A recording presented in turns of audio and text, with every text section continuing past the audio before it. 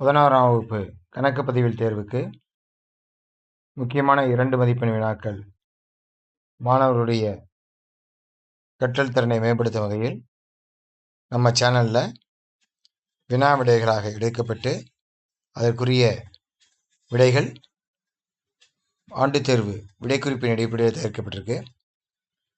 Welcome to சென்டமின் accounts and commerce channel. இப்போ கேள்வி பதிலை முதல்ல பார்த்துடலாம். ஒவ்வொரு பாடத்திலிருந்து முக்கியமான வினாக்கள் மட்டும் கொடுக்கப்பட்டிருக்கு. இது முழுமையாக படித்தால் மினிமம் குறைந்தபட்சம் 5 மதிப்பெண், மினிமம் 5 கொஸ்டின்ஸ் வந்துடும். அப்போ 10 மதிப்பெண். ஏற்கனவே போட்ட நம்ம வணிகவியல் தேர்வில் இன்றைய தினம் 2 மதிப்பெண்ணில் 5 வினாக்கள் வந்திருந்தது. ஆகையால் இது போல் இதையும் நீங்கள் தரவாக படிச்சுட்டு போனீங்கன்னா 5 வினாக்கள் வந்துடும். கணக்குகளில் என்னென்ன பார்க்கணும் அப்படிங்கிறது அடுத்தடுத்த வீடியோவில் நம்ம போட போகிறோம். மாணவர்கள் முழுவதுமாக கற்று முழு மதிப்பெண் எடுக்க உதவுமாறு இருக்கும். கணக்கியலை வரவேறு. கணக்கியல் செயல்பாட்டில் உள்ள பணிநிலைகள் யாவை? கணக்கில் ஏதேனும் 2 பணிகளை கூறுக. கணக்கியல் தகவலில் ஆர்வமுடைய நபர்கள் யாவர்? கணக்கியல் தகவலை பதிவு செய்யும் ஏதேனும் 2 அடிப்படை பெயர்களை கூறுக.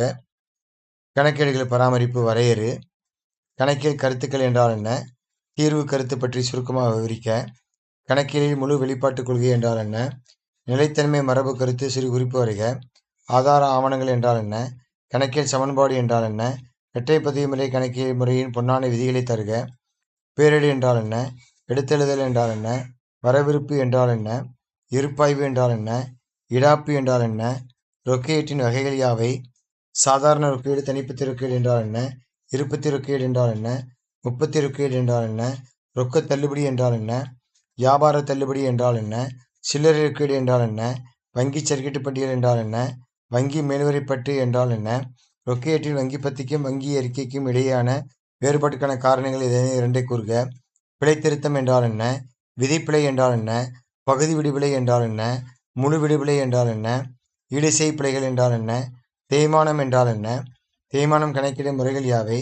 நேர்கோட்டு முறையில் தேய்மானம் கணக்கிடும் மற்றும் தேய்மான விகிதம் கணக்கிட உதவும் சூத்திரங்கள் யாவை? மென்பொருள் என்றால் என்ன? கணினி என்றால் என்ன? கணினிமய கணக்கியல் முறை என்றால் என்ன? வன்பொருள் என்றால் என்ன? கணக்கியல் மென்பொருள் என்றால் என்ன? ஏதேனும் 2 கணக்கியல் தொகுப்பின் பெயரை குறிப்பிடவும். ஆயத்த மென்பொருளுக்கான உதாரணங்கள் ஏதேனும் 2 தரவும். குறிமுறை என்றால் என்ன?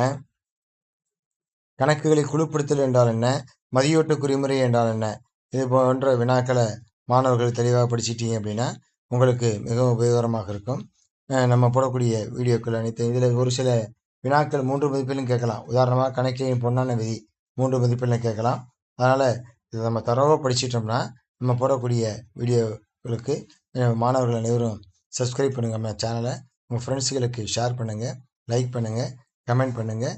நம்ம போடக்கூடிய கணக்குகள் மற்றும் வீடியோக்களை 11ஆவதுலேயே நீங்கள் சப்ஸ்கிரைப் பண்ணிட்டீங்கன்னா 12ஆவதுக்கு நம்ம பள்ளிக்கூடம் ஆரம்பித்ததுலேருந்து முதல் பாடத்திலிருந்து வணிகவியல் மற்றும் கணக்கு பதிவுக்குரிய அனைத்து பாடங்களும் வினா விடைகளும் கணக்குகளும் எளிய முறையில் நடத்தப்படும்.